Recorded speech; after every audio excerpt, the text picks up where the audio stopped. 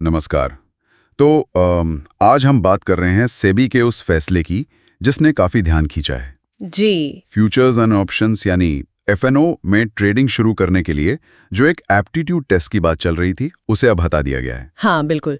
पहले प्रस्ताव था इसका, पर फाइनल फैसले में इसे अव्यवहारिक माना गया। अव्यवहारिक मतलब क्या वजह बताई सेबी ने? सिर्फ मुश्किल था कराना? हाँ, मुख्य वजह तो लॉजिस्टिक्स ही थी। हाँ। सेबी प्रमुख ने खुद कहा कि भाई लाखों ट्रेडर्स हैं। हाँ, लाखों हैं। अब इतने लोगों के लिए टेस्ट कौन कराएगा, कैसे कराएगा, मतलब ऑनलाइन होगा या ऑफलाइन, सिलेबस क्या होगा, पासिंग मार्क्स।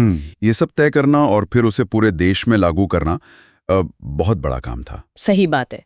स्केल ही अपने आप में एक चैलेंज है। पर क्या ये इकलौती वजह थी या मौजूदा सिस्टम पर भरोसा भी जताया गया? देखिए, उनका ये भी कहना है कि रिस्क मैनेजमेंट के लिए पहले से कई उपाय मौजूद हैं। अच्छा, जैसे मार्जिन की जरूरतें हैं, मतलब आपको ट्रेड करने के लिए एक मिनिमम पैसा रखना होता है। हाँ, वो तो है। फिर पोजीशन लिमिट्स हैं कि आप कितना बड़ा ट्रेड ले सकते हैं। सर्किट फिल्टर्स हैं जो मार्केट को एकदम से गिरने या चढ़ने से रोकते हैं। और ब्रोकर्स को रिस्क डिस्क्लोजर भी तो देना पड़ता है ना। हाँ, वो लंबे चौड़े डिस्क्लेमर तो आते हैं। लेकिन सवाल फिर वही है, हाँ। अगर ये सब इतना कारगर है तो वो जो सेबी का ही डेटा था कि करीब 90% रिटेल ट्रेडर्स एफएनओ में नुकसान उठाते हैं। हाँ, वो आंकड़ा चिंताजनक तो है। तो क्या ये मौजूदा उपाय काफी हैं या टेस्ट न होने से ये रिस्क और बढ़ेगा? ये एक बहुत ही वैलिड पॉइंट है। शायद इसीलिए टेस्ट का आइडिया आया भी था। हाँ। और सेबी ने दूसरी तरफ वित्तीय स्वतंत्रता की भी बात की। वित्तीय स्वतंत्रता मतलब निवेशकों को ये आज़ादी होनी चाहिए कि वो अपना पैसा कहाँ और कैसे लगाना चाहते हैं। उनका मानना था कि टेस्ट जैसी कोई भारी रेगुलेशन इस आज़ादी को आप कह सकते हैं कम कर सकती थी। अच्छा, और शायद वो जो फाइनेंशियल इंक्लूजन वाली बात है उस पर भी असर पड़ता। बिल्कुल। सोचिए, छोटे शहरों से आने वाले लोग या जिनके पास कम संसाधन है, उनके लिए ये टेस्ट एक और रुकावट बन जाता। ये भी एक एंगल है। और एक डर ये भी था शायद कि अगर एफएनओ के लिए टेस्ट शुरू हुआ तो कल को म्यूचुअल फंड्स के लिए, फिर बॉन्ड्स के लिए। हाँ, मतलब कहाँ रुकता फिर ये सिलसिला? हर चीज के लिए टेस्ट। सही कहा।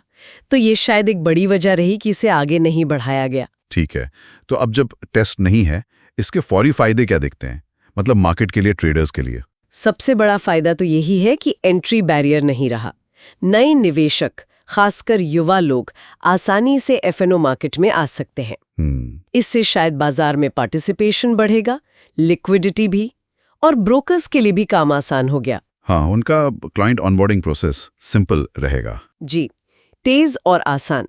लेकिन सिक्के का दूसरा पहलू भी देखना होगा। नुकसान क्या है? वो जो 90% नुकसान वाली बात है। हाँ, वो सबसे बड़ी चिंता है। उन ट्रेडर्स की सुरक्षा का क्या होगा? क्या अब अनुभवीन लोग बिना सोचे समझे और बड़े नुकसान नहीं कर बैठेंगे? ये रिस्क तो है, बिल्कुल है। देखिए, जब कोई एंट्री पे चेक नहीं है तो कुछ लोग बिना पूरी तैयारी, बिना सीखे शायद ट्रेडिंग शुरू कर दें। एक तरह का मॉरल हैजार्ड जिसे कहते हैं। हाँ, कुछ वैसा ही कि चलो टेस्ट तो है नहीं, ट्राई करके देखते हैं, जो होगा देखा जाएगा। ये सोच खतरनाक हो सकती है। कुछ एक्सपर्ट्स तो कह रहे थे कि टेस्ट एक छोटा सा स्पीड बम्प होता, मतलब ट्रेड करने से पहले एक बार सोचने पर, थोड़ा सीखने पर मजबूर करता। हाँ, वो नजरिया भी अपनी जगह सही था। वो एक पॉज देता शायद। तो अब आगे क्या? सेबी ने टेस्ट तो हटा दिया, तो क्या वो बस हाथ पर हाथ रखकर बैठेंगे या कुछ और प्लान है? नहीं, ऐसा तो नहीं लगता। देखिए, ब्रोकरेज फर्म्स, ट्रेडिंग एप्स, उनके लिए तो ये राहत की बात है। उनका बिजनेस चलता रहेगा। हाँ, उनके लिए तो अच्छा है। पर सेबी और एक्सचेंज अब निवेशक शिक्षा पर ज्यादा जोर देने की बात कर रहे हैं। अच्छा, जैसे वेबिनार्स वगैरह। हाँ, webinar, mock trading platforms, tutorials और जो रिस्क वार्निंग वाले पॉपअप्स आते हैं ट्रेडिंग एप्स पर, शायद वो और प्रोमिनेंट होंगे। और जो मौजूदा रिस्क मैनेजमेंट टूल्स हैं, उनमें कुछ बदलाव? बिल्कुल, उन्हें और बेहतर और शायद सख्त किया जा सकता है।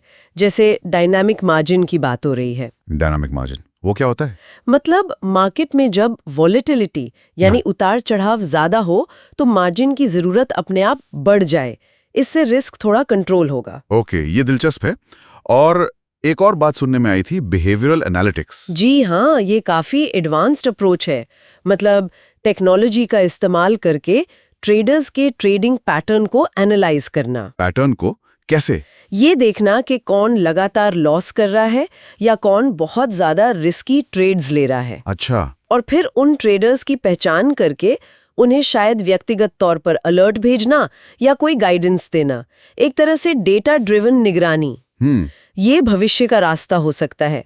तो कुल मिलाकर सेबी ने टेस्ट की बजाय शिक्षा, मौजूदा नियमों को मजबूत करने और टेक्नोलॉजी पर फोकस करने का रास्ता चुना है। हाँ, एक तरह से ये रेगुलेशन और निवेशक की आज़ादी के बीच मतलब एक संतुलन बनाने की कोशिश लगती है। बिल्कुल, लेकिन इसमें रिटेल निवेशक की अपनी भूमिका बहुत बढ़ जाती है ना? बहुत ज़्यादा। अब जिम्मेदारी निवेशक पर भी है कि वो अनुशासन में रहें, स्टॉप लॉस लगाएं, पोजीशन साइज कंट्रोल करें। और सबसे जरूरी, ट्रेड करने से पहले रिसर्च करें। हाँ, अपनी रिस्क लेने की क्षमता को समझें। आंख बंद करके कूदना नहीं है। रेगुलेटर सब कुछ नहीं कर सकता। सही बात है। तो अंत में सोचने वाली बात ये रह जाती है कि क्या सिर्फ ये बेहतर शिक्षा, चेतावनियां और मौजूदा नियम काफी होंगे? क्या ये रिटेल निवेशकों को एफएनओ जैसे सेगमेंट में बड़े नुकसान से बचा पाएंगे, या फिर आगे चलकर लगेगा कि नहीं, किसी न किसी तरह की योग्यता जांच शायद अलग रूप में जरूरी थी? ये तो देखिए वक्त ही बताएगा। अभी ये देखना होगा कि ये कदम कितने प्रभावी होते हैं।